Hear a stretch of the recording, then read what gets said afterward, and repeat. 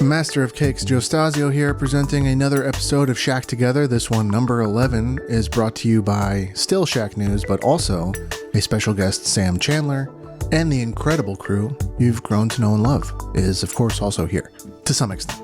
After Sam takes us through the latest in Destiny 2, we head over to our Game of the Week. This one entitled Sea of Deceives, where knowledge of Rare's Sea of Thieves is greatly rewarded. Over in Storytime, we cover quite a bit today. Lawbreakers 2, Revival, Keanu in Sonic the Hedgehog 3, Hasbro's appetite for doing more in the Baldur's Gate universe, Hades 2 technical test, Harold Halibut review, Smell-O-Vision in the form of Game Scent, courtesy Greg Burke, and his lovely video review that you can find on Shack News' YouTube channel, Ghost of Tsushima Director's Cut heading to PC with PlayStation trophies. Strange. Or is it? A Cities Skyline 2 apology, and the weekly requisite games industry layoff news, this time courtesy Take-Two Interactive, because as Sam Chandler points out later in this episode, they clearly have been struggling and on the down. Last on the show, we cover Nintendo's Indie World Showcase and the announcements that caught our interest. So it's a big one. Thanks for listening. Follow, subscribe, all of the usual asks that people in my position tend to do, I'm asking of you. Thanks for tuning in. Enjoy the show. Yeah, speaking of new media, did you see the Humane AI pin as cheeks? I saw. Yeah, it's pretty bad. I'm glad I didn't buy it. I bought it. It's still coming. No. Sorry. It's still coming. I'm going to try to review it in the time period of 30 days so that I can return it, because I don't want it. Yeah. But I do want to take like a giant dump on it as a reviewer, because it just seems like my wheelhouse of crapping on AI. There's your cold open. No, seriously though, there are some really fundamental industrial design flaws with the product that I don't know how you ship that. The pin overheats. The way that it attaches to your clothing, you basically put a battery booster on one side of the fabric and the pin on the other side, and it connects through your shirt or whatever. But that's like inductive charging going through fabric. So you're losing a ton of energy. And when you lose energy, that creates heat. So these things are overheating, even if you're not using them. Seems dumb. It really does, man. And I was in a conversation on Twitter, which I recommend none of you use. But I was in a conversation with this VR dev about it. And I don't know, did you hear the broader conversation about the responsibilities of reviewers and how to be optimistic? Yeah. How reviewers can ruin companies? It's like, no, the bad product ruins the company. And I thought Marquez Brownlee did a great job in that review. And he wasn't the only negative review. But like, my point to the people who are complaining about that is like, these people, I'm not saying everyone in AI, but there's a certain type of AI, they used to call those people crypto maxis. I call them AI maxis, who just think AI is the future and you're an idiot if you don't agree. They don't value people. And people are the ones who are going to be using your product and reviewing your product. So maybe you should start valuing people a little bit more. I think that's the message. That's fair. Yeah, preach, man. Value people over the machines. Yeah. Sam, what do you think? I think that's what Terminator taught us. So that's always a good lesson. I was thinking Skynet, man. Yeah. Except, Rocco's Basilisk, if that ever comes to fruition, I'm fully there. No, I agree, though. I think that there is like I really think that it's the same people, man. The people who were crypto experts 2 years ago are now AI experts this week. And they were foreign policy experts last week. And it's just, it's like a Cheshire cat of snake oil salesmen. That's what the internet is full of right now. Well said.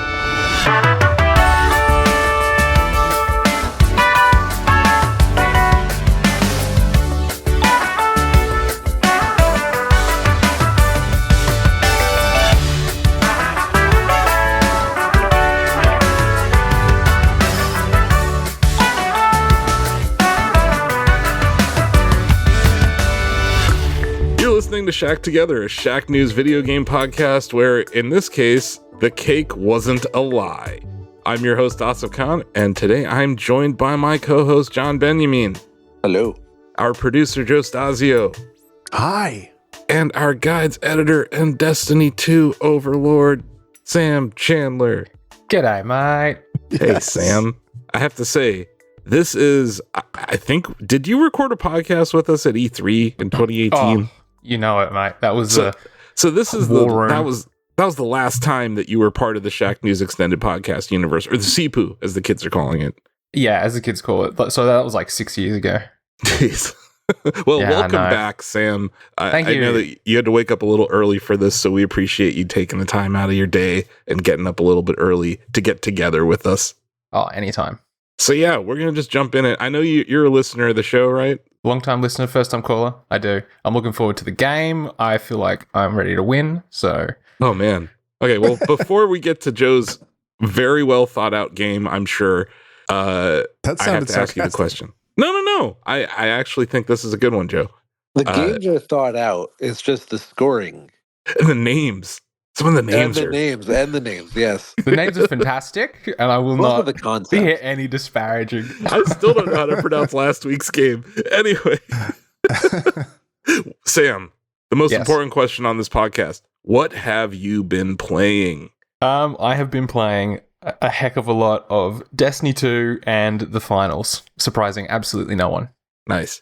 Yeah. So Destiny 2, this is obviously for work. You're out there getting us God rolled guides, and I saw you played a little bit of Onslaught last week. Yeah, so it is, a lot for work, but also a lot for my own enjoyment, which is always nice when there's that overlap there. But Bungie released the new free DLC drop Into the Light, which comes with Onslaught, a 50 wave defense mode, which is pretty good and pretty tough. Are you much of a horde mode player like in other games, Sam?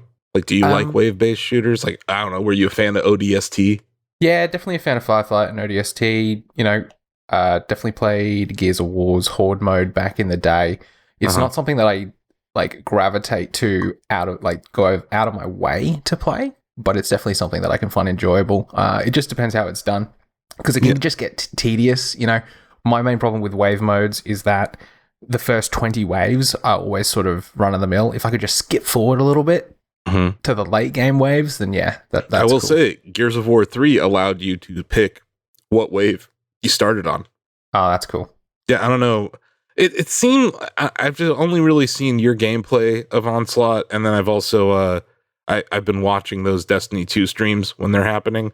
Mm-hmm. My takeaway from the wave-based component, it felt like it wasn't deep enough. Like, I want to be able to place turrets where I want.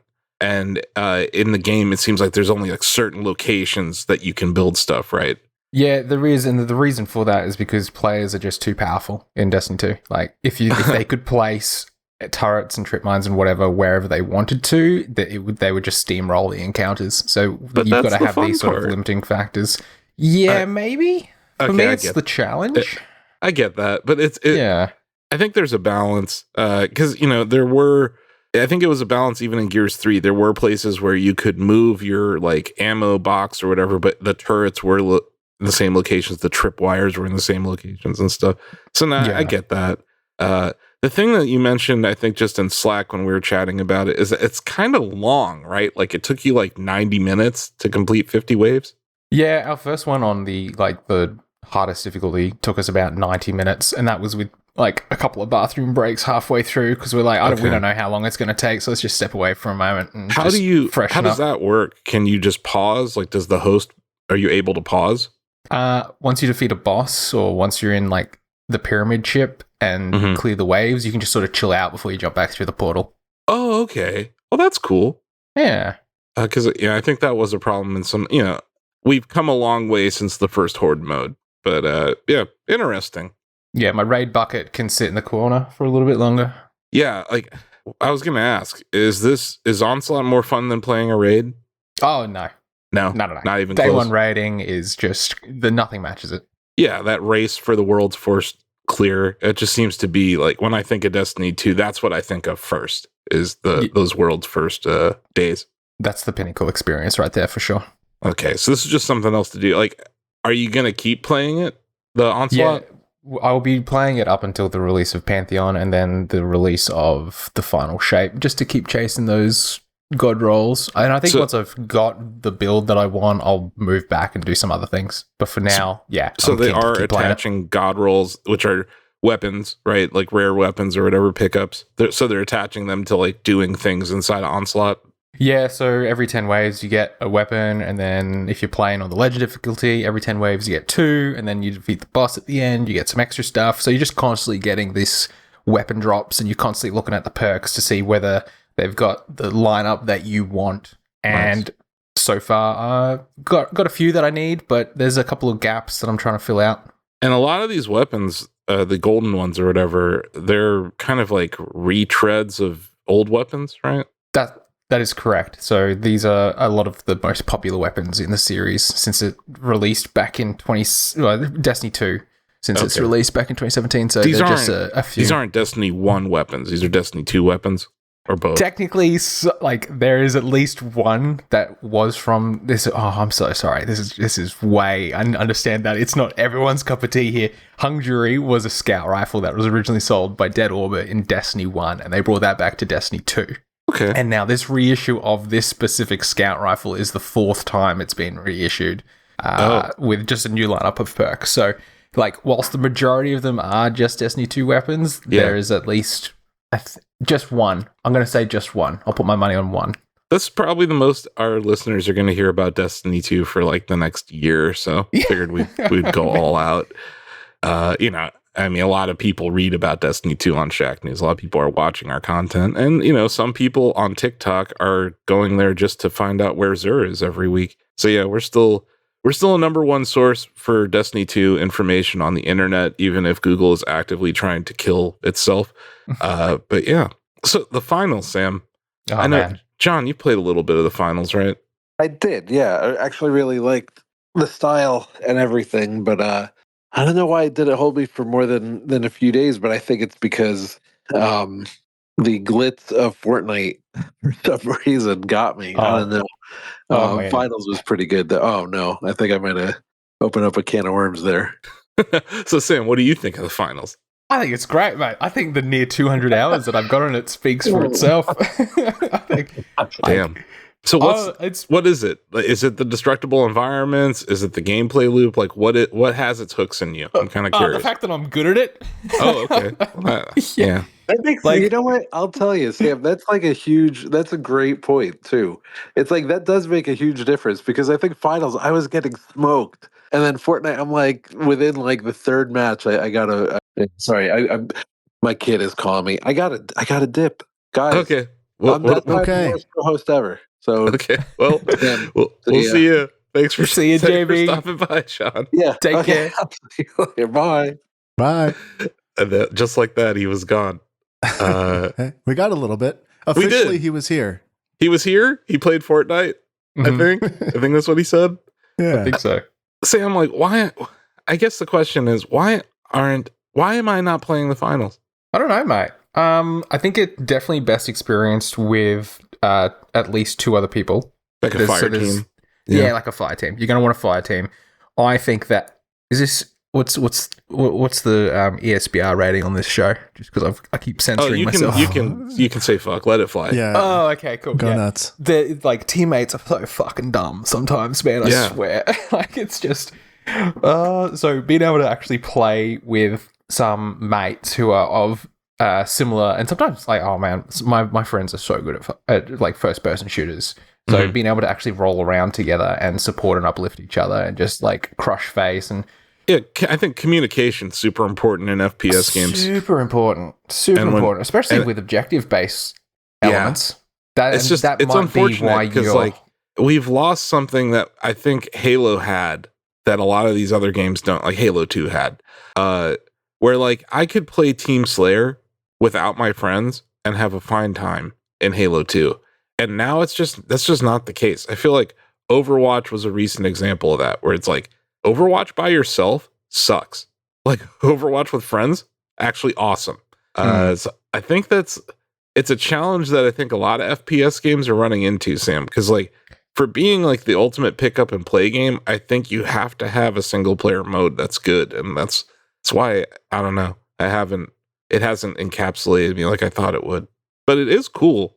It is cool. I think that maybe a deeper problem as well is that back when like Halo 2 days, and this might be a gross generalization or misunderstanding based on my age, but Halo 2 on Xbox Live was like one of the few online FPS games on console that you could play against other people. And like, yeah, PC had, had your Quakes and your Counter-Strikes and whatnot. So Unreal, the community and the Unreal, the communities weren't as widely dispersed across a greater area as they are in FPS games these days. So what you have is these communities where you don't have hundreds of thousands of people playing. You've got tens of thousands if you're lucky, sometimes just a few thousand, and you run into this problem of just iron sharpening iron. So when you do go into play, you just get absolutely crushed because these people have only been playing that against the other good people who have just maintained their online status in those games. That's what I reckon. Yeah, that makes sense. I don't know. Yeah, loving the finals. I think it's great, but it is objective. It's an objective-based game, so that might not be your bag. That's probably it, Sam. Because you know this. I just want deathmatch. I want a rumble pit. I want a deathmatch. I want team slayer, and I want a big team battle. Those are the modes that and then if you want to throw in a team shotguns here or there, like I'm okay with that. Snipers, obviously all of this stuff present in Halo 2. Which I still think I'm with you on that. I fell off the finals a little bit because because it felt like I had to think too much. Oh no! Yeah, objective games get me like that. It's not like it's not really like a judgment call on the game. It's more like it's more just me. It's actually like one of the reasons I kind of started to fall off of Unreal and Quake 3 towards the end was like everybody was playing Capture the Flag. It was like the only mode that mattered anymore, and I was like, I don't know. Wasn't my jam. Sure. Joe, what have you been playing? Well, thank goodness I'm not the host of a video game podcast because I'm a weak ass gamer. I'm a lousy gamer. I'm having trouble, but I have been playing F-Zero 99, and it remains to be seen if I will stick with it. Okay. But again, just like my previous comment about the finals, it's not, that's not related to the quality of the game. I'm just a weak ass gamer. But my couple hours so far have been, I was impressed, and I really like the way it feels. Obviously, it looks awesome. And I felt like I was decent at it. Like I was placing in the 20s, in the 10 matches I played. So that seemed decent. I don't know what like the spread is like globally, but that felt decent. Top 20, your first time playing it, your first day playing it. Yeah, it's good. A lot of people die before they finish a race. That's what it was too. Yeah. I kind of it was like a waiting game. But yeah, I definitely see the appeal, and I wish the game the best. And I saw that there's new tracks all the time. It's wild. Is that all the time? I didn't even know. I say all the time because like the game shipped in September, and we have had 5 or 6 major track updates. So yeah, like they're it's like a fever dream for me because it's a live service F-Zero game that Nintendo is supporting like big time. And you actually screenshotted an email from Nintendo, and that wasn't PR. That's the consumer facing email, right? Yeah. Yep. And there were 2 mentions of F-Zero in that consumer facing email blast. So yeah, it's just a wild time for the F-Zero franchise. That is yeah. That's such a good sign. Joe, did you play F-Zero back in the day? I never had the ability to. I never had Super Nintendo. Yeah. Right. Right. It was on Super Nintendo and on obviously F-Zero X, which was my favorite game. It was on 64, and then GX was the GameCube version. So this game specifically, though, is built off of the SNES game. But if you watch my review or read my review, I go into how it incorporates gameplay mechanics from other games in the series. But yeah, I love it, obviously. I know from like a design standpoint, I was curious what you thought, Joe, because like those menus, I think are perfect. They're like the best video game menus. That's interesting. I didn't give it a bunch of thought, but the fact that like I instantly grokked, how to onboard on a live service game, like speaking of the finals, and like my friends have tried to get me into Overwatch, and we had a little stint with Fall Guys, and they all seem to be doing the same menu system. Yeah. And no matter what game it is, I feel like I don't understand what I'm supposed to be doing in those menus. So now that you're making me think about it, I agree. I think it's very well done. Like there's a countdown clock that tells you when the next Grand Prix is coming. There's obviously the F-099 menu. There's the special event menu. There's the challenges. There's the lucky ranks. Like everything is there. Like I'm all about just ease of navigation when it comes to UI like that, and it's just I think it's amazing. And then once you like dive into like the customization, it's like a crazy level of custom art that they're using for the game and different skins for your cars. It's just I love it. Yeah, for sure. I'm gonna definitely stick with it for some time, and we'll see how it goes. I like it.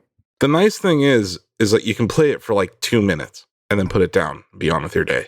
Or you play it for like 4 hours straight. But it's completely replaced Rocket League for me. I have not played Rocket League since this game came out. Hey, that's a good thing. That's my other favorite game, or other maybe legitimately my favorite game. So you mentioning that a few weeks in a row now, how it's replaced Rocket League has got me thinking about Rocket League, and I want to get back to that a little bit. I feel like I've done everything I could in Rocket League, man. I think I hit my skill ceiling in that game. Like, I can do some aerials, but I'm not flying upside down, dribbling a ball in the air. You know what I mean? Like there's just too much. I love that game for just how immense the skill cap is in that game. Like you really can. If I really wanted to, I could still improve at that game. And that came out in 2014? Yeah, 14 or 15, yeah. Yeah. There's some 15. wild movement tech in Rocket League.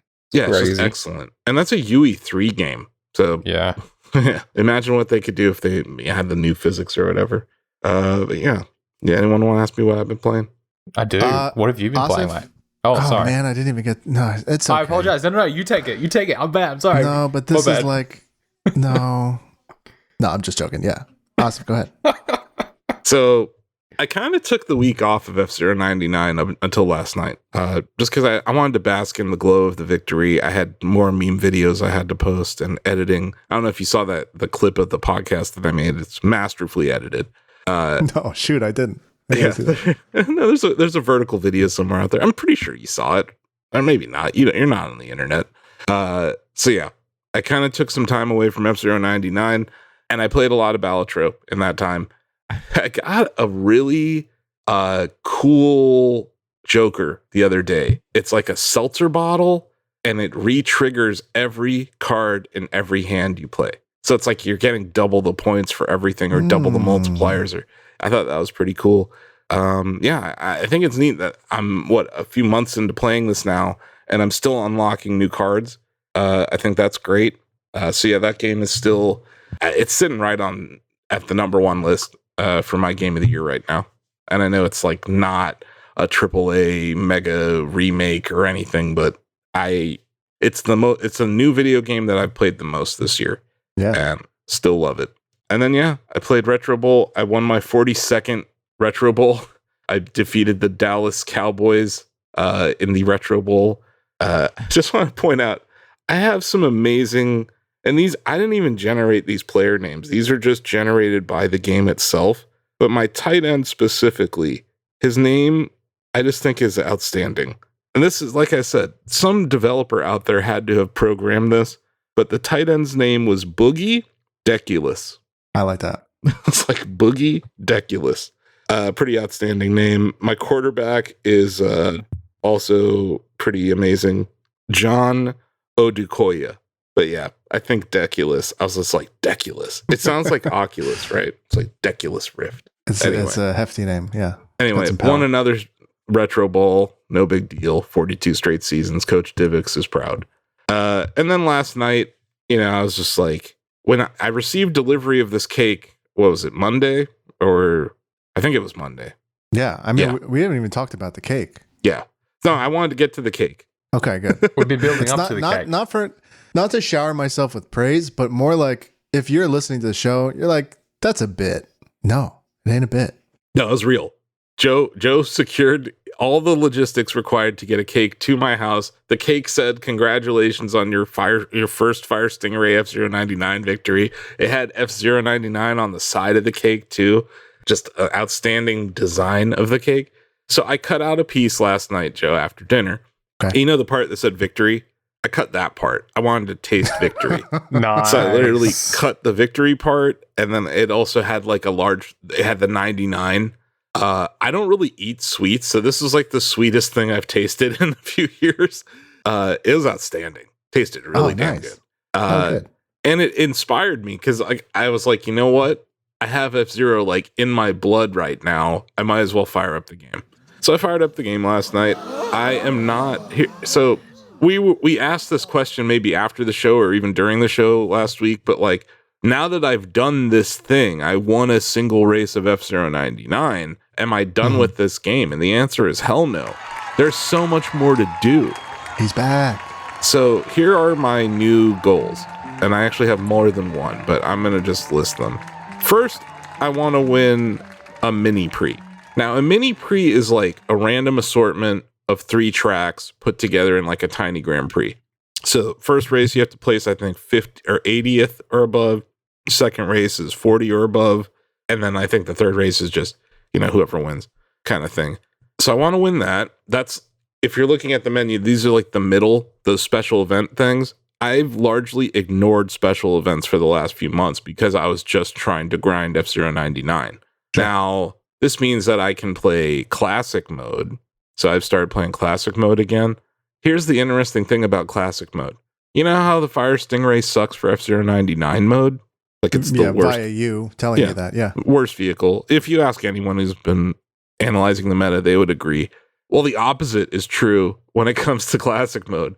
The original F-Zero, the Fire Stingray was by far the best vehicle. And that's true in classic mode too.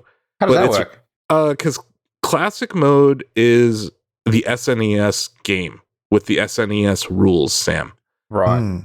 And the way that F-099 works, I actually played both modes last night, so I can probably speak to this better than normally. The original F-Zero for SNES is faster. Your car is less floaty and less likely to like slide. You feel more attached to the ground. Obviously, one is 16:9, the other's 4:3 aspect ratio too. So there's like things like that, Sam. But yeah, they're different games, different mechanics. And I'd say the most important thing, F-099, the boost mechanic is tied to how much energy you have. In the old SNES days, and also with classic mode, you only get one boost each lap. So you can stack them up to where you have 3 of them, but that first lap, you have no boost power. And that's drastically different than how F-099 operates. So it's why I avoided it when I was on this quest for a win in F-099, because it's like completely different gameplay mechanics. And it's confusing, right? But now I don't really mind it as much. So yeah, I'm playing classic mode and I'm playing mini pre, but my real white whale now, I want to win a Grand Prix. I want to win a Grand Prix in F-099. That is my new goal. And that would mean completing 5 races in a row. It tapers the field. So it goes from 99 to 80 to 60 to 40 to 20 to the last race. So I've completed the Knight's Cup and the Queen's Cup. When it comes to this, I have not won. I think I placed like 5th or 10th one time. That's pretty good. Just last night, I placed 10th in a mini Grand Prix. So yeah, that's my new goal. I don't know. Is the way you win by coming in first on that final race, or is it like Mario Kart where it's like you're getting points each time or something like that? It's cumulative. Okay. So like you would want to get like second, third, 5 Correct. times in a row or something. Yeah. Correct. It's all about beating your rivals. And yeah, I think I lost last night by like 60 points. So yeah, it is. I think it stands to reason though, if you win that last race, it's very likely that you're going to win. Because you made it that far, right? You're one of the last 20 people. So I think the points, it tends to reward that person who's on the last race. But no, you could like there's a way to place second in every race and still win the Grand Prix. So yeah, that sounds tough. It is really tough, dude. Like, we're talking about harder than what I just did. So yeah, that's my new goal. And it's also this funny thing. I don't know if you noticed it. Like, you get tickets in the game when you play it. Mm-hmm. Those tickets are used on those special modes I'm talking about. So I've been sitting at 99 tickets for like half a year because I barely ever play these modes. So now I'm like going back in there. So I guess what will happen ultimately is I will use up all of my tickets, and then I'll have to go back to F-Zero 99 and just play some regular races again. But no, I have not. Interesting. Okay. I have not re-entered the F-Zero 99 races, so I'm still 1 for 1,503 races over there. But yeah, I do have a new goal. I haven't stopped playing. I wanted to take some time off to just kind of celebrate the victory. And then once I had the cake, it was like, I should go play F-Zero. It was like when it was like when the cake hit my stomach acid, it was like, dude, go play F-Zero. Okay, so, here's a very important question. Mhm. And maybe we won't have an answer today, and that would be fine too. But a goal needs a trophy. And so placing first after 1,503 matches, that reward, that trophy was a cake. Yeah. So what are we doing this time? I don't think we can just do another cake. I right? agree. So I don't know. That's a very good question. But then, like, if I 5x the cake, that's that's concerning. What do you mean, like 5 times that cake? Like, whatever. If I 5x the power of a cake. Oh, because it takes 5. Okay, I see what you're saying. Because of the 5 races. I don't know. What do I get you? Like a new Rolex? No. No. I don't know. That's a good question, Joe. I don't really have an answer to that. All I did was come here with my here's the next thing. And okay. I'm not. We'll work on this. I'm Might have to telling get you, like a one of those. You know how they wrap cars in the. Yeah. I don't have a sure. word for it, but you could get a Stingray wrap for your Tesla. That would be. I mean, that's a massive undertaking. Yeah, that'd be expensive too. You'd be the coolest guy in the world if I had a Fire Stingray Tesla. Yeah, that's true. Although Teslas are kind of lame now. Yeah, but you would be unlaming it. That's true. We'll workshop this. Yeah, we'll I think fix it. Let me work on getting good at F-Zero because I'm not. I know I won one race, but like the what I'm saying here that I'm gonna take on the Grand Prix, like it's a different level of competition, even compared to F-Zero 99. That mode, like the people who actively choose to join the Grand Prix are some of the best racers on the planet. So yeah. I'm not sure, but I think we'll have plenty of time to brainstorm about this. Okay.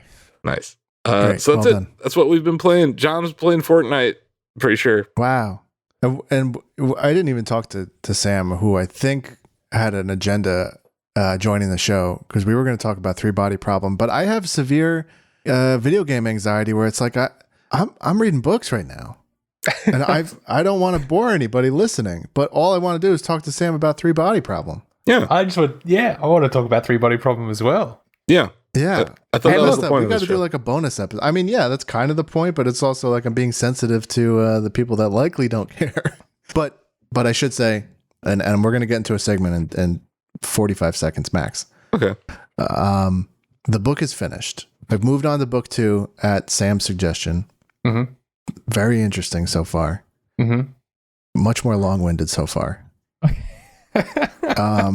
But it's pretty dang cool. And it makes me, here's my high-level takeaway. Absolutely no spoilers, obviously. Yep.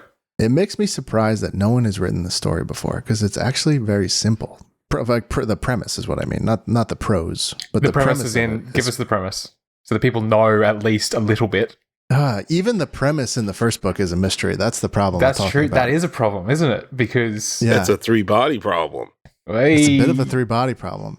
Yeah, so I can't say, because the story that the trilogy I assume will tell isn't clear until the first book is over. So, and isn't that cool? I really like it. It's very that. cool. It's very cool. Very cool. Watch the show, I guess, if you're not going to read it. I am definitely not reading this. So this is on Netflix. It's on Netflix. Yeah, It is. Okay. I'll take a look at some point in the future. What was that, 45 seconds? Let's do a segment. Oh, yeah. Here we go.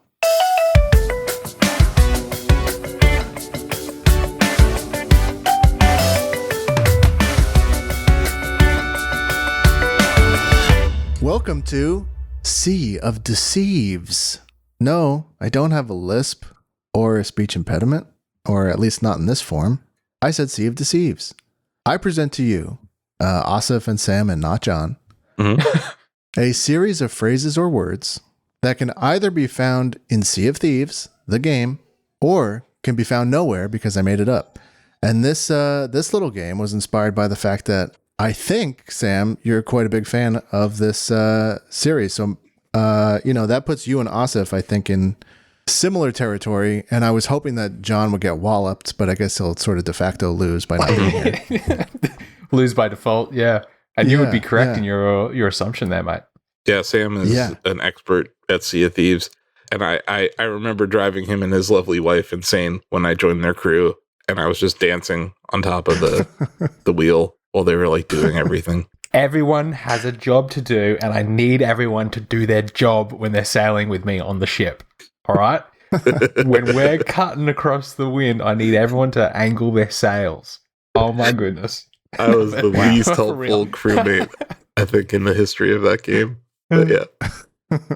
Well, fortunately, you don't have to be good at sailing to be good at this game. You just have to have some familiarity with the property. So let's jump in. I'm going to say a word or phrase. You're going to buzz in.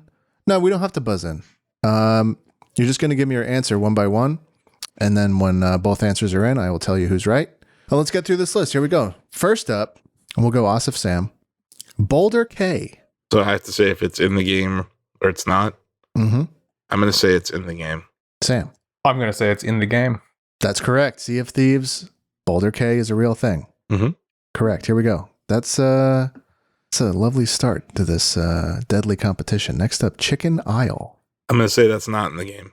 I'm going to say that's in the game. Sam, you're right.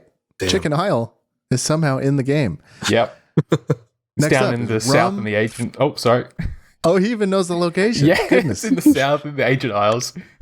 Was it always there, Sam? Yeah, it was. It's the shape of a chicken wing or chicken leg. Yeah, my bad. I haven't played that game in years. You don't know who you're messing with, mate. I know. I'm coming for victory. I know who I'm messing. I'm going to get destroyed here. No, I know. I'm just happy I got one right. Next up is Rum Bucket Canal. Yeah, it sounds like it's in the game. I'm going to say no. Okay, Sam? No. You're both right. Yeah. Wow. Couldn't scoot that one past you. No. It felt too telegraphed, like rum bucket. It's like, yeah. How about Twin Groves? I know there's a twin something in the game, but I don't think Groves was it. No, that's not it. Okay. I'm Sam? going to answer yes. Sam's right. Sam's right. That is very much in the game. But what about Impish Isle? I'm going to say no. Okay. I'm also going to say no. Batting 1,000. I'm Sam trying Chandler. my hardest here. Bat 1,000. God damn. A baseball reference. I don't know if... I think they play cricket over there. How about 3 Paces East Sea Post? That sounds dumb enough to be in the game. Okay, Sam? I'm going to say it's in the game. The streak continues. You could have just called this EA Sports or nah. Yeah, that's funny. That's good. Asif has 4 points to Sam 6. Here we go. We're cruising here. Comeback starts here. Ravens Rock. No. No, not in the game. Damn. Correct. I've played quite a bit of this game too, just not as much as Sam. I know. Yeah. There was a moment listen. in time though where I was infatuated with this game. This was a strategic game decision. I thought you'd pair well. Here we go. This is very clever. Discovery Ridge. That's in the game. That's totally EA. That's totally in the game. Yeah. Yeah, absolutely nice. Correct. What about Emerald Spring Keep? No. Emerald Spring Keep. I'm going to say no as well. Amazing. Wow. Well done. Well done. I was hoping we were going to get some like Bronzebeard error or one of those guys, Sam. The iconics. I know my error messages in this game very well. Yeah. But do you know Merfolk Passage? Merfolk, like MER? Like mermaid. You correct, yes. Kind of sounds like it's in the game. I'll say yes. Okay, Sam. I'm going to say no. Oh, Sam is correct. In this case, Merfolk Passage is a Deceives. It's a Deceives. Of course it is. Fantastic. Well done on deceiving me. But what about Mutineer Rock? That's in the game. That's in the game. That's where you found Stitcher Gem at one point, if I'm not mistaken. No bonus points for Sam. Ah, I can't validate it, so that's fine. How about Sharkbait Cove? Seems like it's in I'll say yes. Okay, Sam? I'll say yes as well, because whenever we sailed there, we'd go shark bait. Ooh, after Finding Nemo. Oh, he's got rich memories associated with these places. So how could he lose? That's what I'm saying. There are 5 questions left. Comeback starts here. So far, Sam hasn't missed a single one. Asif, getting nervous. you've missed 3. I've missed 3. You've missed 3. It isn't that bad. That's good, man. It's not like- that bad at all. That's incredible, because it's been a hot minute, hasn't it? Yeah, you haven't seen me in Sea of Thieves in a long time. It's out now on a PlayStation, right? Yes, it is. It's coming out soon or something. Yeah, I think it's out imminently. Yeah, right. At least previews and reviews are up. Yeah. Here we have Kraken's Whisper. No. No, that's not in the game. You trying to deceive me, mate. You caught me in a Deceives. Mm-hmm. But did you catch me with Blackwater Enclave? That's in the game. Sam? Oh no. I think it might be, but I think it's probably in the wilds, an area I don't really like. So I'm going to say it is in the game. Confirm for me what you just said. I think that, yes, it is in the game. You think correctly. You have not been Deceives. God damn. Oh, You have been Thieves.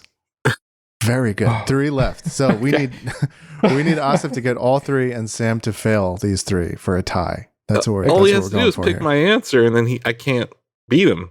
That's true. I'm just saying, just from a gameplay perspective, Sam. There's your pro tip. thanks, man. Yeah.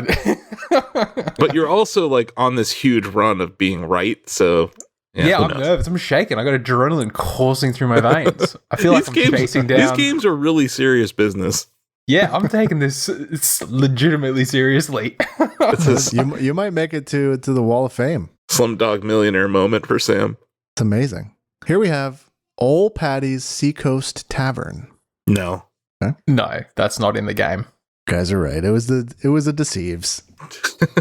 I'm like, I've been that's way found too much. Too many words.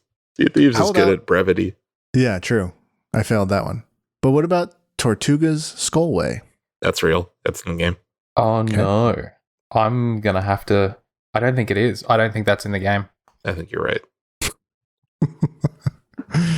Sam is right. Yeah. Tortuga's Skullway is some nonsense that I came up with in bed last night. Nice. Well I like done. it though. It was good I like nonsense. Well, but see, that's the thing Believable. is, I thought it might be because of the Pirates Life update where they included Pirates of the Caribbean in it. Exactly. I was like, that might be some area within that campaign that I forgot about. Thank you, Sam. That was exactly what I was thinking. That is exactly. Yeah, I knew your thought process there as well. Yeah, 100%. No, that was a good one, Joe. Yeah, that was close. That was a good one. Thank you for the accolades. But the real question is, am I deceiving you, or is this in Sea of Thieves? The question is, Liar's Backbone. I'm going to say it is. Yeah. That is in the game. It's 100% in the game. Wow.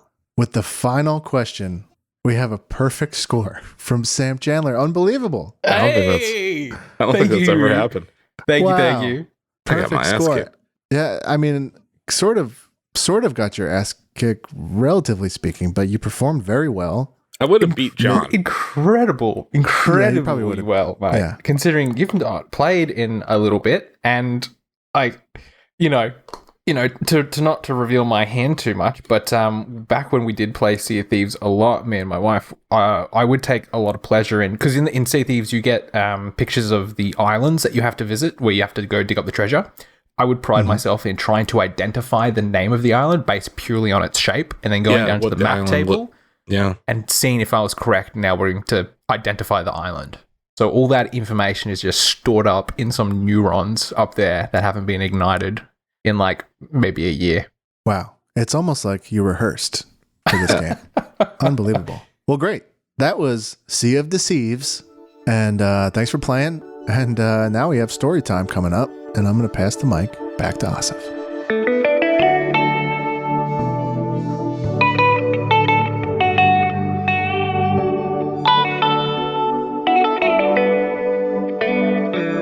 Welcome to Storytime. Let's dive into the latest stories from the past week.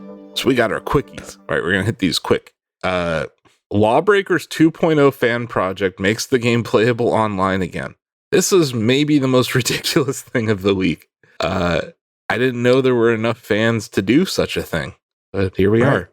What year did that game come out? 2017. I remember it vividly because we had an E3 booth right next to them. That's right. And Cliffy B came over and we chatted. It was one of my favorite interviews. But yeah, I don't know. Did you guys ever play Lawbreakers?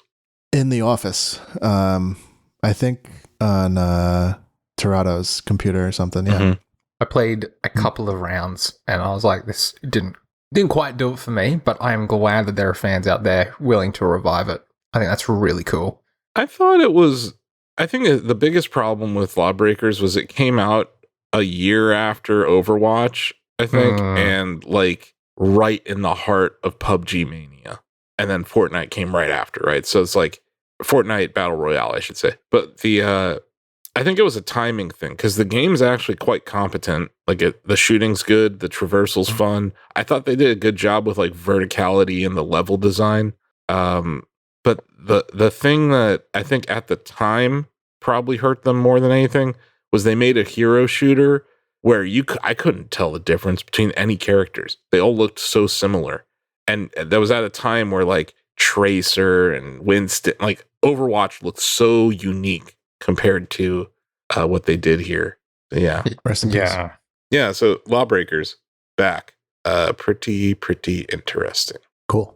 I really like it when fans of video games are able to revive them and get online functionality working without having to rely on, official means or anything like that. I think it's really clever. I love those passion projects. Was it last week or 2 weeks ago? Someone stood up a replacement Wii U server so that... Yeah, Pretendo. Yeah. So you could just keep on trucking like nothing happened. Yeah. And then prior to that, maybe prior, I don't know, but Halo 2 got back online. Xbox Live has a replacement called Insignia.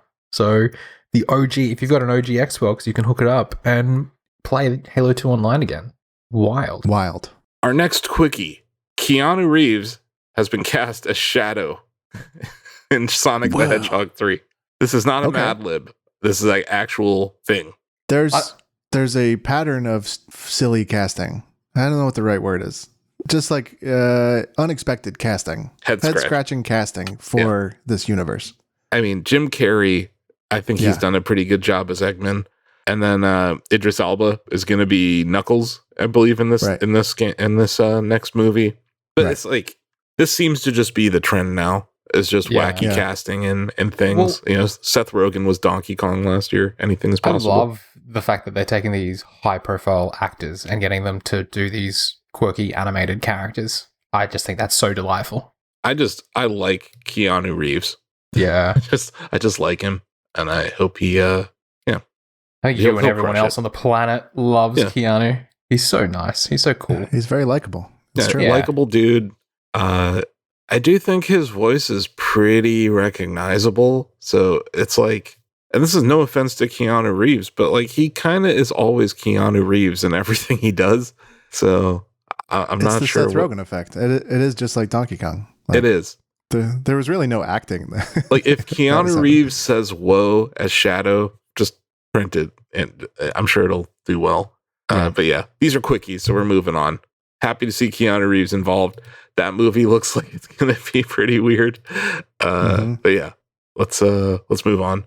Hasbro, which is just hemorrhaging money right now, said they would like to make another Baldur's Gate game, even if it's not with Larian. And everything from Sven Vincke seems to imply that they are done with Baldur's Gate. They're not going to do it again. It would be really hard to top what they just did. I would not want to be this. Like, I would not want to be like, name a studio Like, you name any studio, I would not want to be them and picking up the fourth installment. It's like the guy who head coached the Bulls after Phil Jackson. Yes. Like, you don't want to be that guy. Or like, the guy who started at small forward for the Cavs after LeBron left the second time, Chetty Osman. No one wants to be Chetty Osman. Right? Well, he did okay for himself, but yeah, it's a yes. I'm just saying, analogous. LeBron James. And No, I don't know what they're going to do with this, but, E&D is still very popular. So it makes sense that they would do something on that front. I think Baldur's Gate 4 needs to be very different of a game experience. Like, it shouldn't just take the Baldur's Gate 3 blueprint and make it, like, whoever picks this up should make like a drastically different, top to bottom, start from scratch experience, so that it's not under a microscope, is what I'm trying to say. Yeah. Because it'll get shredded otherwise. Do something wild. Make it like a third person 4-player co-op game. Exactly. Or first person or something. Skyrim like open world. Yes. Yeah, exactly. Why not? Mm-hmm. Make it open world. You'll play that, won't you, Joe? Of course I would. Yeah. Yeah. I don't know. Depends if there's invisible walls blocking him. I'm sorry, that was cheeky of me. Yeah. So yeah, I don't have anything else to really say about it, but I know Hasbro's not really in the best financial condition, so I'm sure they want to lean into everything that they do have going for them, and Baldur's Gate and D&D is one of those things. Yeah. There's been a lot of turnover at Wizards of the Coast too, so there's just, keep your eye on that. I'm not optimistic that the next Baldur's Gate game is going to be good, given how amazing the last one was. Right. And then you're not, like, I think the next Larian Studios game is going to be something to watch more than I care about this IP with the new studio. But yeah, speaking of a game though, that were the same studios making the sequel, and it looks awesome. Hades 2. They had a Supergiant Games did a live stream yesterday where they streamed for like an hour and a half of the technical test build. They showed off some new characters. Apollo, the god of light, is in this game, and he's going to help you upgrade your like traversal mechanics. I saw Odysseus was in the game. He's obviously the main character of the Odyssey. So seeing him there was kind of interesting. You got to know the new protagonist who's like a witch. Yeah, it looks really cool. I don't know. What do people here think of the first Hades? I think it's a stunning game. Oh, yeah.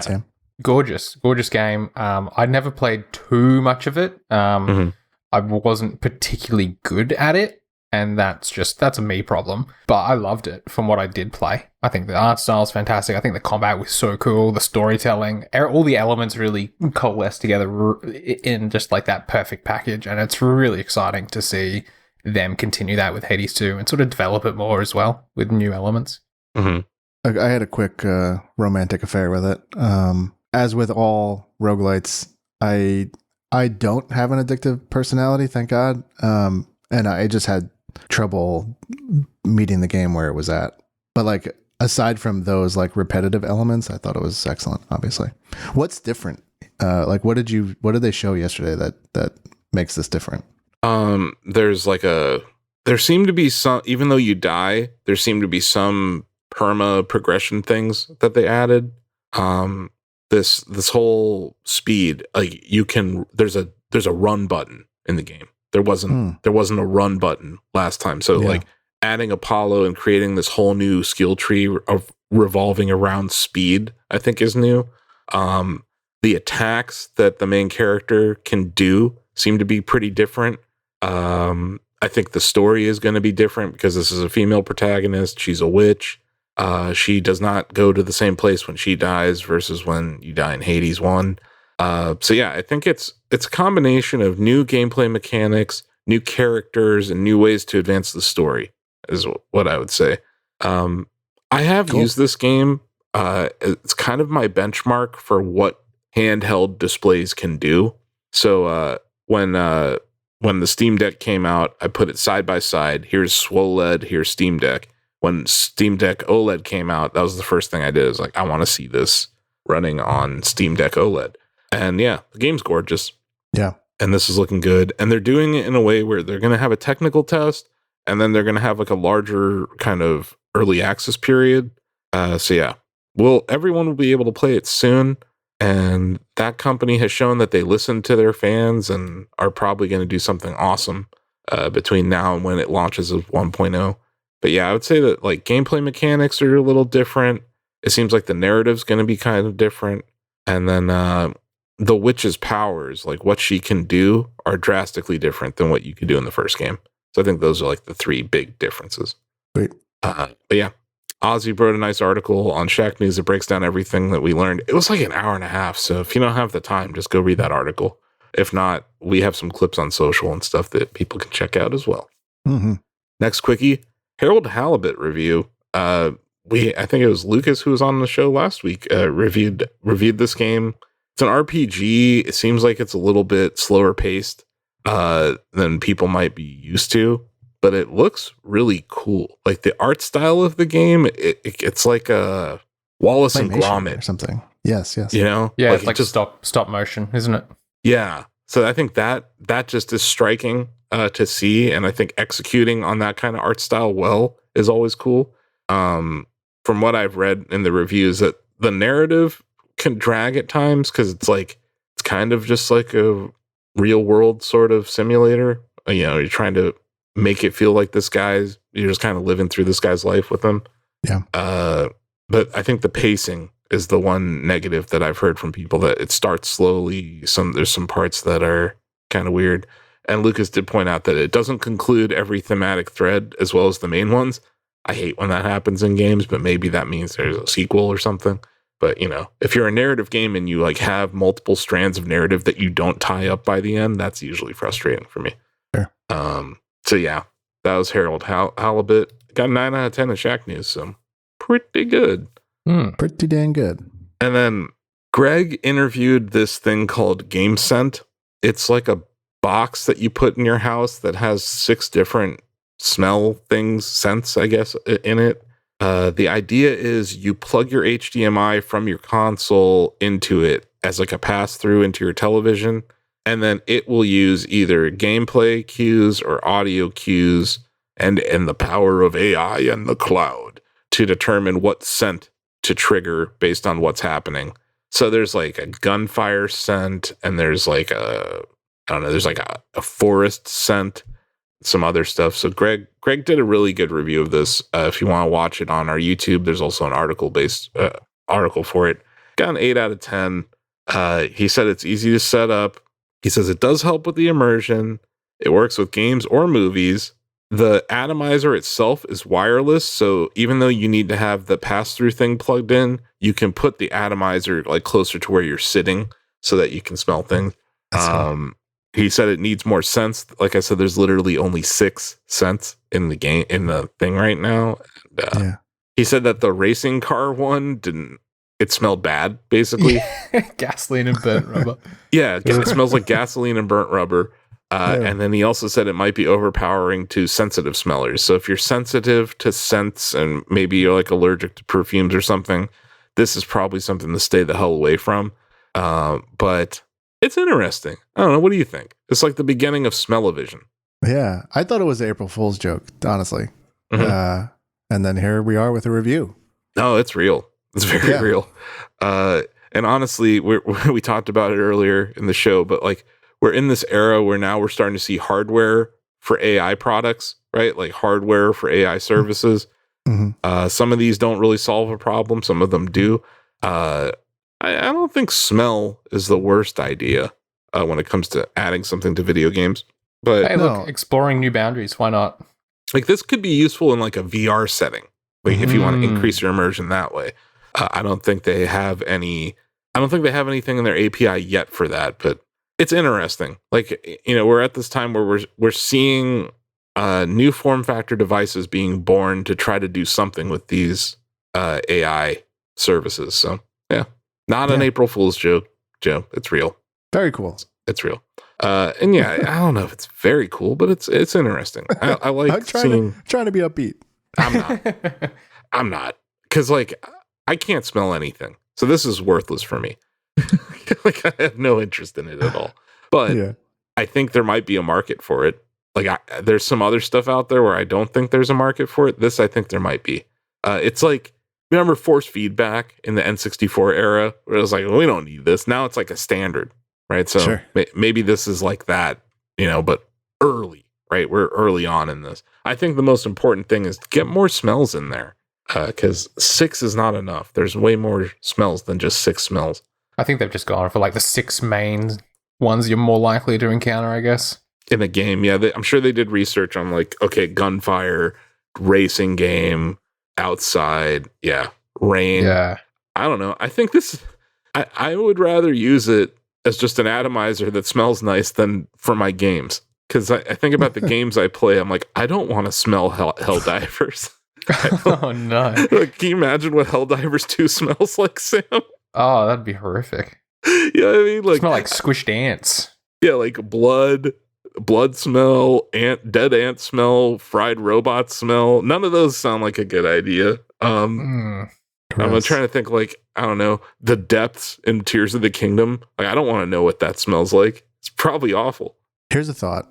When you buy a printer, you buy cartridges. 4 cartridges, and then the printer or the software that's, the firmware knows how to chemically mix those things to make, fuchsia or...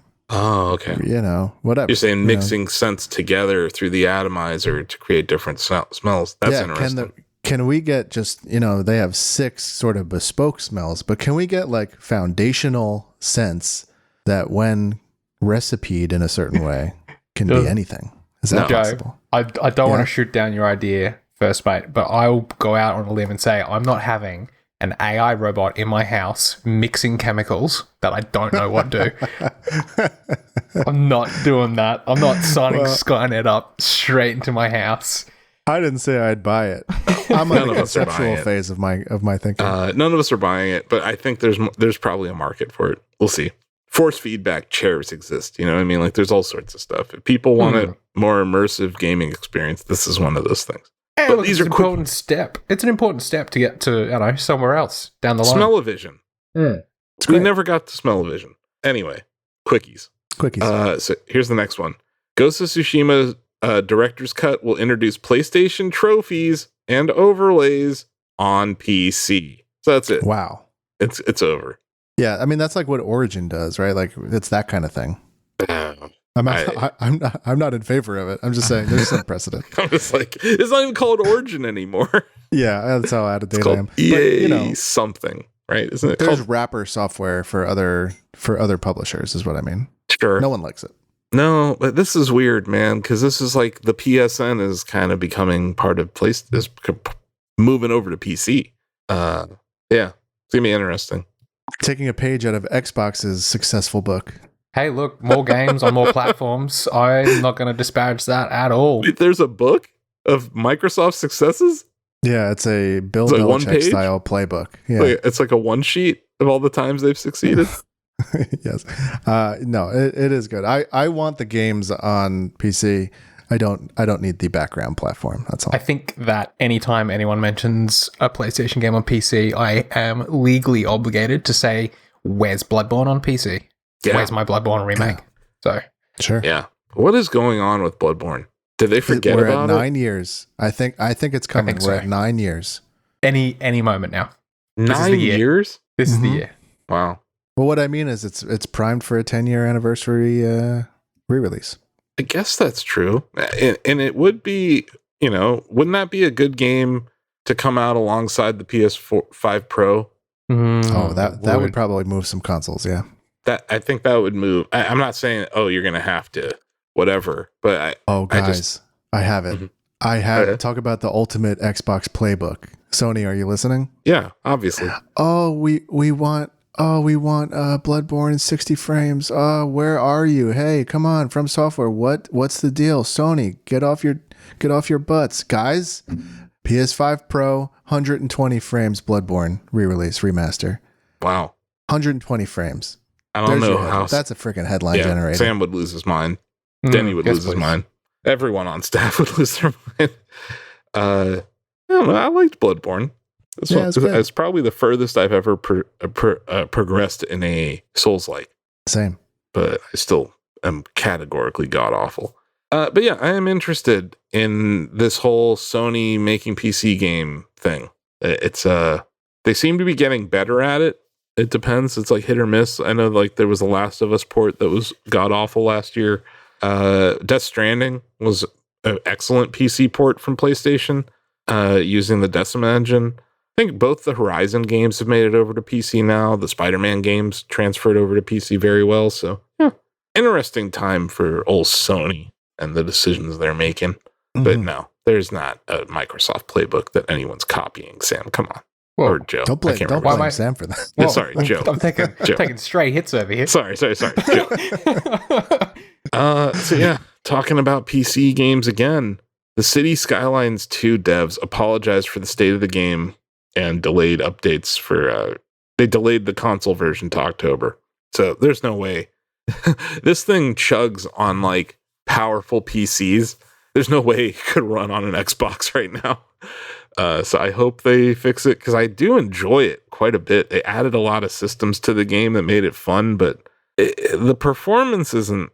I don't let that really bother me much because like I'm more into the city building aspect just from a creative standpoint. I'm not too worried about watching someone drive around my town and it's only 20 frames per second. Like I don't care, but I understand why people are upset because they finally got Cities 1 in a good condition. Then they shipped Cities 2 and it hasn't been good. And then they've made decisions when it comes to how mods are going to work in the game. They've made some steps that are not great. And I'm glad that they're acknowledging it. I'm glad that they're delaying the console version instead of releasing it in a bad condition. But it does kind of suck that us PC players seem to be the guinea pigs for them over there at Paradox right now in Colossal Order. I don't know. Have you guys played any Cities 2? No, not 2. I don't have a machine that can play 2. Have you played Cities 1? I have, yeah. Yeah. What did you play it on? 1X, I believe. Okay. Yeah. I played it on Switch. Wow. And I enjoyed it. And everyone's like, how can you play this game on Switch? It runs so poorly. I'm like, because it's not about the animation. It's about placing stuff where I want to place it and stuff. So yeah, I have a town on my Switch and I have several towns on my PC. I used to play it quite a bit on planes. It was a nice game that you could just fire up and lose yourself for a few hours in. Yeah, for sure. But yeah, so like as someone who played City Skylines on Switch for fun, I'm probably not the right person to be talking about the performance issues of this game because I just don't care. To me, it's like, it's one thing when you're playing like the finals or you're playing like, I don't know, F-Zero. If the frame rate drops in F-Zero 99, I'm going to lose my mind. But in a city builder, I don't care. Well, I think if it's like, maintaining 30 on console, that's fine. But to your point, when you started the story, like it's probably having trouble hitting that. Yes. And that, I think that, for me, 30s, I think for everyone, 30 is table stakes. Yeah, I mean, I don't think people want 100. I mean, people always want 120 or 144. It's not necessarily that. It's probably the stability of the frame rate. That's more the issue. If it was 30 and stable, no worries. But if it's dipping to 7 and then up to 66 and then down to 3 and then, that's the problem with Cities 2 right now. Yeah, that I think you're dead right. That is the problem with Cities 2 right now. I have to assume that they're going to keep trying to fix it. And if No Man's Sky can turn the ship around, why not Cities? Yeah. Why not? We'll see. It just sucks because I probably would have put more time into it if it ran better. Yeah. So hopefully it does eventually. I'm just kind of waiting instead of wasting my time and not, there's so many games out there that we can enjoy that are running well. Curious if anyone's played it. I tried to play the first one on my Steam Deck, Joe, and I just don't like the touchpad nonsense. Like I have to respectfully disagree. You like playing with the touchpad? Stuff to them. Yeah, I make little menus for myself depending on what I'm playing. Goddamn. Fantastic hardware. Love it. Worst. Okay. Well, that's a whole other conversation that we'll have down the road. I have thoughts on the industrial design of the Steam Deck. I know you do. So yeah. One more quickie. This is it's a week ending, and it's just another week in the games industry, right? Take-Two Interactive will reduce its workforce by approximately 5% and cancel projects. they're going to incur between $160 and $200 million in charges associated with this restructuring plan, and they expect it to be completed by the end of this year. So yeah, they are cutting costs over there. Yep. 5% of the workforce. That sucks. Yeah, that sucks. And we're still waiting on GTA 6, so we'll see how that's going to be. If only GTA 5 had have done better, maybe they might not have had to do this. Too true. But so let's move on to I think we just have one big longie for today. Yeah. So yeah, the Nintendo Indie World Showcase happened yesterday, or 2 days ago if you're listening to this on Friday, or 3 days ago if you're listening to this on Saturday. Keep going. 4 days. If you're listening to this on Sunday, 4 days. Next Monday, 5. Tuesday, 6. Wednesday, 7. And so on. So yeah, they announced a ton of indie games here. The one that stuck out to me the most, Joe, was Europa. I think it looks gorgeous. It seems like it's very small dev, but you're like this robot kid who can fly around this open world. It looks cool. And there's a demo out now, so if you want to try it, Europa has a demo out on Switch right now. One thing I did notice about the Indie World Showcase kind of as a whole, this was them kind of saying, we are going to pay indies money for exclusives. Because what makes you say that? It was like every other game, console exclusive, first on Switch. And we're in this era right now where there aren't many first-party titles for Switch, right? So having these games be exclusive to Switch at launch, it prevents you from buying them on Steam Deck, right? Like they're Anton Blast or whatever. And I think maybe in some cases these are on PCs, so Steam Deck's not a good answer or example, but these aren't on Game Pass. They are not on PlayStation. These are just coming to Switch at a time where Switch doesn't really have a whole lot that's exclusive to them right now, coming this year. So I think there was it just seemed like a notable effort on their part where there was some kind of exclusivity announcement in almost each of these trailers that we saw. Yeah, I thought you had inside knowledge, but you're detecting a pattern, that's all. Yeah, that's all I'm seeing. I would never disclose anything that I had an NDA signed for or anything like that, but as someone who studies Nintendo's finances intensely, they don't have any games coming out after Luigi's Mansion 2 HD. There's nothing left. There's a to be announced for Metroid Prime 4, but there's a giant black hole in their release date schedule. You reckon we'll hear something at mid-year? Maybe, but maybe not, Sam. I kind of think Nintendo's really, really mad about what happened with Yuzu and what happened with Tears of the Kingdom. And it has made them, it's like a never again philosophy or something with them where they're like, we're not going to release a game until we're certain that there's not going to be leaked before it launches. So I think that they're probably working on some copyright protection and stuff that they're going to put in their new games to prevent what happened with Tears of the Kingdom from happening again. Because that, it's clear they're not happy with what happened there.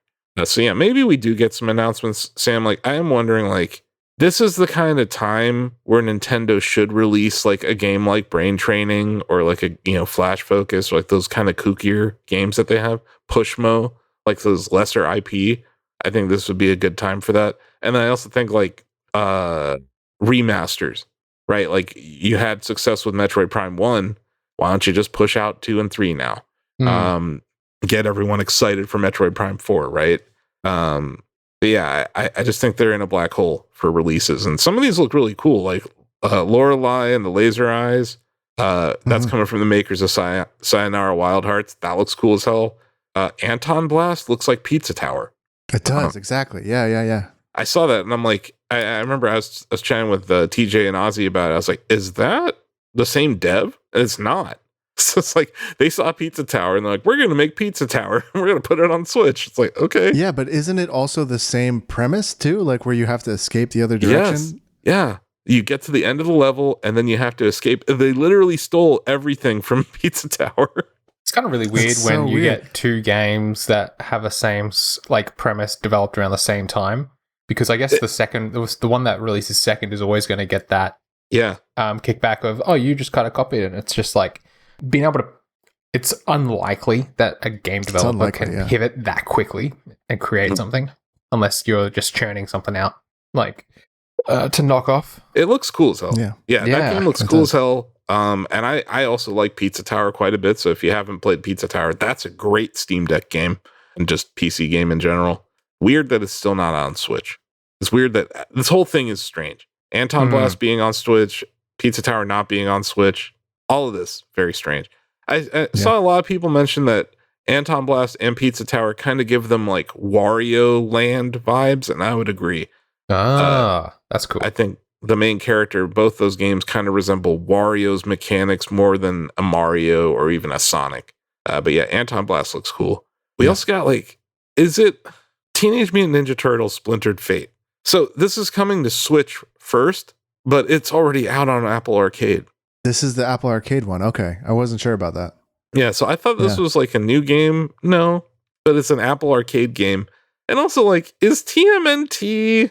I guess it depends on who's making the game. But, this was the one where I'm like, is that really indie? Yeah, that's interesting. I mean, you could have, it's like saying the Sword of the Necrodancer dev is an independent developer, but he made that Zelda game. And it is still indie because it's probably just 5 people working on it. So the company that made this game is called Super Evil Megacorp. Yeah. And that just doesn't seem like a tiny company. I guess they are kind of small. Yeah. Also, this is a broader discussion of what the hell does an indie even mean anymore, which I don't want to get into. But it was just something where that one kind of stuck out to me from an IP standpoint because I was like, TMNT is kind of huge. That could have been at the partner event, is all I'm saying. Maybe it was a timing thing. Vainglory dev. Remember that game? What? Vainglory? Yes. Yeah, that's them. Oh, okay. So yeah, they're indie. They just call themselves Super Evil Megacorp. That's like a sweet joke between a couple of mates. What do we call ourselves? I don't know. Probably. Super Evil. Yeah. Okay, so then also we got another, I think, a glimpse at Animal Well, which is Video Game Donkey, the Big Mode Games publisher's first game that they're publishing. Ah, that's cool, man. Animal Well's single dev. I think maybe 2 people are working on it now. It looks cool as hell. That's high on my wanted list for sure. So it's coming out next month, Joe. Good news. May 9th, you'll be able to play it. Great. And yeah, I think that's also one of those, hey, this is a Switch timed exclusive kind of things. But yeah, and then I think the last thing we got, the one more thing, was a SteamWorld Heist 2 announcement trailer. I like the SteamWorld Dig games. Heist is, what are those?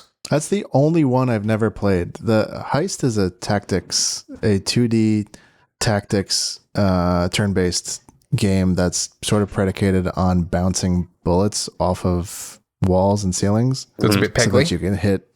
Yeah, pretty much.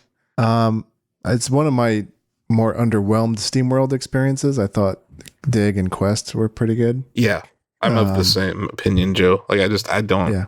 There's one gameplay mechanic that the whole game's built around, and it just doesn't really land with me that much. It's okay, bullets can bounce off of the wall. Whoop-de-doo. Yeah. But yeah, I was surprised to see a sequel to that one because I think more people would want what does SteamWorld Dig 3 look like? In this world of where SteamWorld Dig was novel when it came out, and it was finally a game from my childhood brought back. And now there's a lot of those. But what does 3 look like? Bigger and better. Mm-hmm. This kind of fell flat, especially as the one more thing, I thought. Yeah, it did. Because everyone, and look, this is just a PSA to everyone on the internet. Stop asking about Silksong. Just stop it. You're making it worse. You're making this worse. Just stop. Quit expecting it anywhere, and then it'll just show up and you'll be happy. But also, the number of people who are complaining about Silksong, what percent of them have beat Hollow Knight? 1. You know what I mean? 1%. That game's hard as hell. Go play that first game. Go beat that game before you start complaining about no Silksong. You know what I mean? That's a small dev studio. They must be under a tremendous amount of pressure because Hollow Knight was so damn good. Yeah. I don't know. Come on. Just stop it. I know I'm trying to reason with the internet, which is pointless, but here we are. So yeah, that's it. We did it. The Longies. Anything else from that I just want to note one thing about the Indie World Direct. The intro with the light bulb was new. Mm-hmm. Yeah, a little bit of love that they gave to the Indie World branding. Thought that was kind of neat. You're saying the light bulb itself was new, or the animation was new? The animation around the light bulb at the beginning of the Direct, or whatever they call these. The little rainbow effect that poured into the letters. Yeah, that was new. Yeah, I thought that was dope. I think it's like the little things. Little Kitty Big City is up my alley. That game looks cute. Well, what sold me was when I saw hats for cats. I was like, okay, they're inspired by Shack Pets. I do want to mention Google sent us an invite to I/O, by the way, Apple.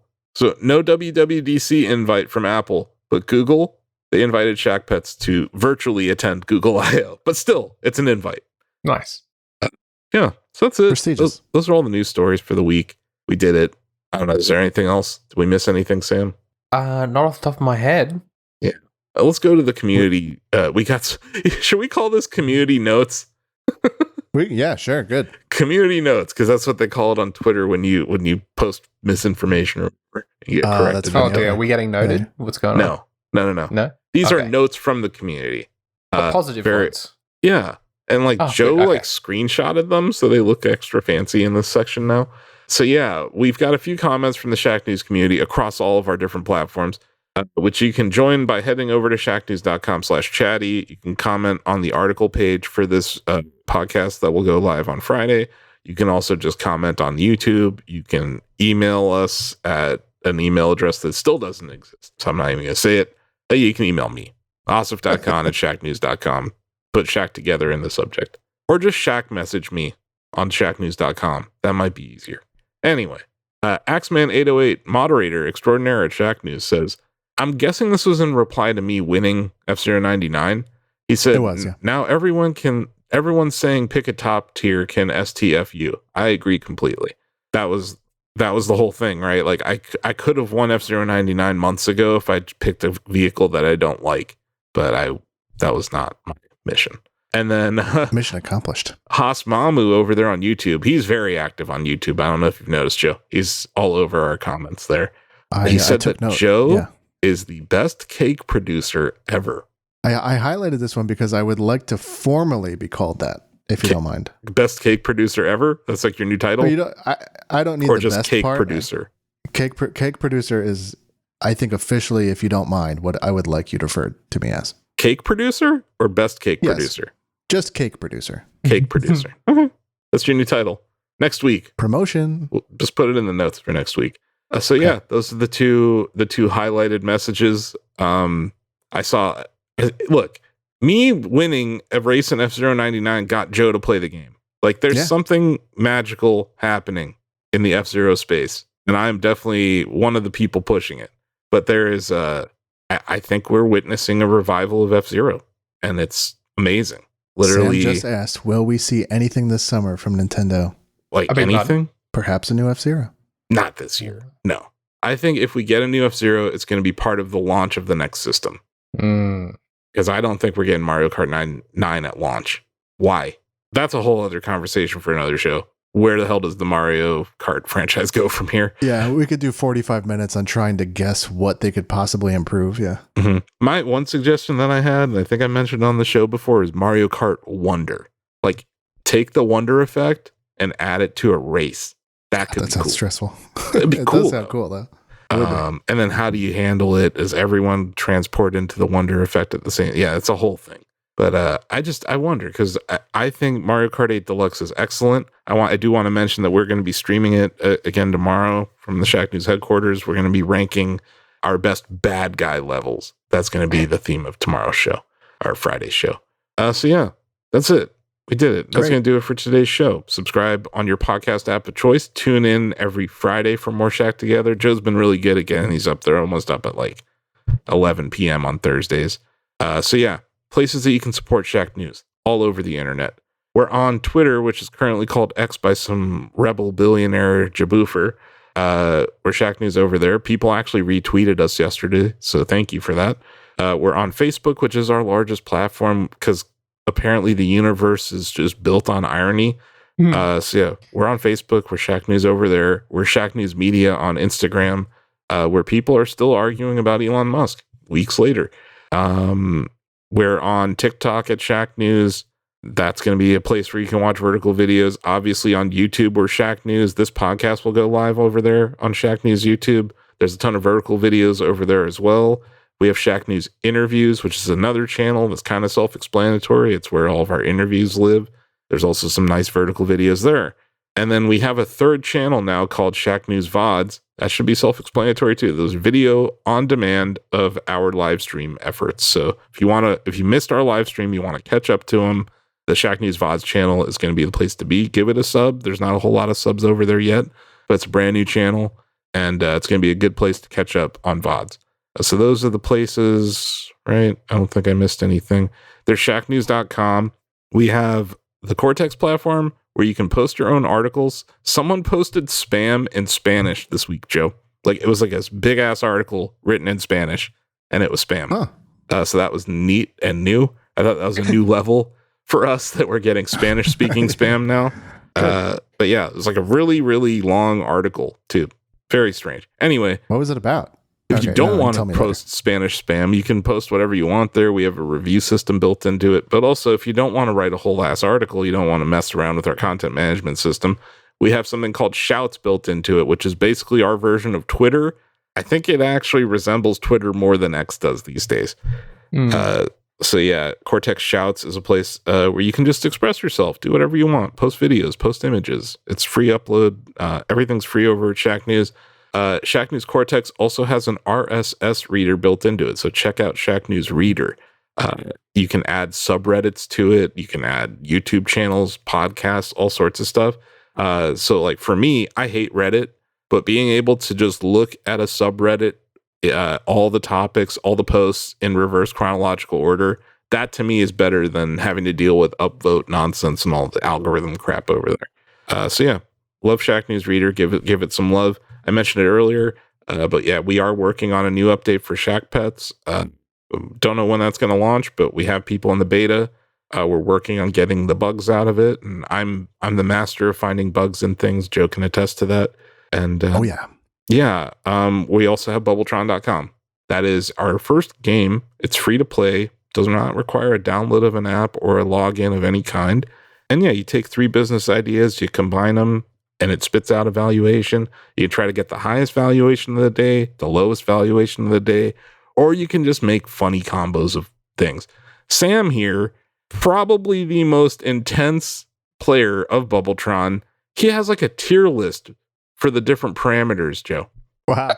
He's trying to like find, like, see the matrix. Yes. Wow. There is no try. There's only do. Yeah, it's just funny though, because like Sam's like, I got all 3 variables, and I'm like, there's a 4th variable, and that kind of blew his mind. But yeah, there are the 3 very obvious variables, and then there's the 4th variable. Now, what I will say is that the 4th variable does not affect your tier list, but it does affect the overall valuation that's spit out at the end of the day. That's right.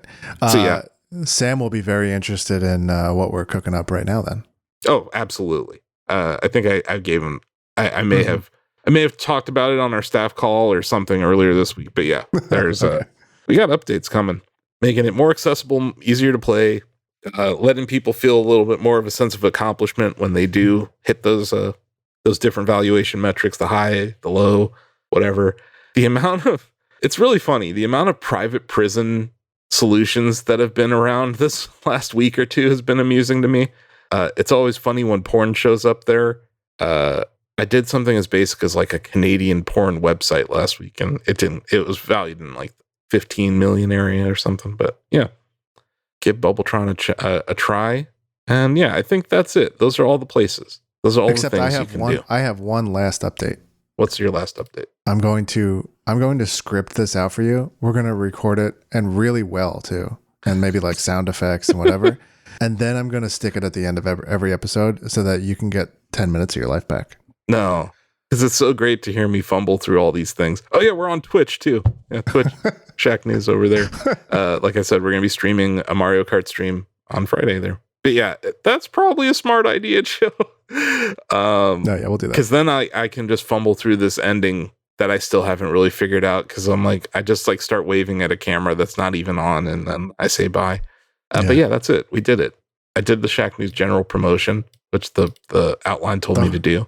The hardest part of the show. And yeah, thanks again for the cake. That was great. You're welcome. And you know what? Thanks to my wife who helped tremendously in making that happen. Well, yeah. Well, she's just better. For sure. Like, if that's Joe or Erica, I'm taking Erica. Yeah, same. Sorry, Joe. It's okay. But yeah, thank you, Erica. And thanks everyone for listening and for supporting me on my ridiculous F-Zero journeys. We're going to figure out what the Grand Prix prize is. We'll put our heads together and brainstorm. And hey, maybe one of our listeners, I heard this on a video this week, and I think it's probably something I do want to start saying. If you made it to this point of the podcast, definitely give us a follow, like, subscription, wherever you're listening to this. If you made it this far, you probably like what we're doing. So, leave a review on the podcast app of your choice, or give us a thumbs up on YouTube or whatever. But if you made it this far, you probably like this show. I think that's safe to say. For sure. So yeah, thanks everyone for listening. Thank you, Sam. Thank you, Sam. Let's do Thank this. you for having me. Let's do this not 6 years from now. Let's not wait 6 years to do this again. Agreed. 6 years probably a little slightly too long. Yeah. So Sam, what I was thinking, let's do a spoiler cast when the books are we've over. been talking about maybe doing like a Disco Elysium playthrough. Maybe when you and I finish that, we can bring Sam on to gush about that game, because Hold your horses. Are you both doing a Disco Elysium playthrough? Yeah, we're talking. Yeah, about it sounds like you should do a replay through, Sam, and join us. Oh, mate, that is super exciting. Yeah. No, I know it's one of those. It's a game that I know that I will like. I just haven't gotten around to playing it yet. But now I think the platform of choice for me is probably going to be PC/Steam Deck, and we're gonna go from there, because it does not run well on Switch at all. Right. Yeah. Let's talk about that. I really want to play that, and I want to play a game, for Christ's sake.